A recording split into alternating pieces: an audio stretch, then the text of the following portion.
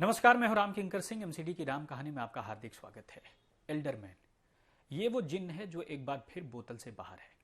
6 जनवरी को इसी साल जब शपथ हो रही थी पहली बैठक की, तब सत्या शर्मा ने सबसे पहले यह फैसला लिया था कि एल्डरमैन की शपथ पहले होगी। उसके बाद से हंगामा हुआ और जब मैं वीडियो बना रहा हूं तब पहली बैठक कंप्लीट नहीं हो पाई है, क्योंकि पहली बैठक में मेयर, उप महापौर और साथ ही साथ स्टैंडिंग कमेटी के 6 सदस्यों का चुनाव हो जाना चाहिए, तभी पहली बैठक को कंप्लीट माना जाना है। लेकिन ऐसा नहीं हुआ।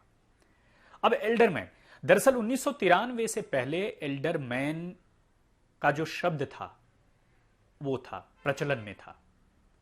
लेकिन जब 1993 में दिल्ली सरकार को विधानसभा की शक्तियां प्राप्त हुई, तब एल्डरमैन को कहा गया नॉमिनेटेड काउंसिलर। इसीलिए जब भी आप दिल्ली नगर निगम का एक्ट देखेंगे तो नगर निगम एक्ट में जहां भी लिखा हुआ है एल्डरमैन, वहां पर नॉमिनेटेड काउंसिलर भी लिखा हुआ है। लेकिन खास बात यही है कि अब ये एल्डरमैन को चुनेगा कौन? क्या चुनी हुई सरकार एल्डरमैन चुनेगी या फिर एल्डरमैन की नियुक्ति सीधा एलजी करेगा? अब दिल्ली नगर निगम का एक्ट का सेक्शन 3 ये कहता है कि एडमिनिस्ट्रेटर एलजी है, यानी एमसीडी का जो सर्वे सर्वा है वो एलजी है।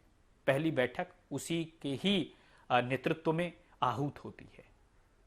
और दूसरी खास बात यह है कि साफ तौर पर अब ये एल्डरमैन, जब दिल्ली के एलजी ने 10 एल्डरमैनियों की नियुक्ति की थी central zone, civil line zone और नरेला जोन में, तो साफ तौर पर ऐसी जगहों पर नियुक्ति हुई जहां पर आम आदमी पार्टी कमजोर थी, बहुमत में थी और फिर नियुक्ति के बाद कमजोर हो गई। यानी सीधा सीधा बीजेपी को फायदा, आम आदमी पार्टी को नुकसान। और नियुक्ति से लेकर के ही, जैसे ही नियुक्ति हुई तुरंत कई चिट्ठियां लिखी गई दिल्ली के एलजी को और साफ तौर पर कहा गया कि नियुक्ति आपने गलत की है, असंवैधानिक की है और दिल्ली सरकार को, यानी चुनी हुई सरकार से आपने पूछा नहीं।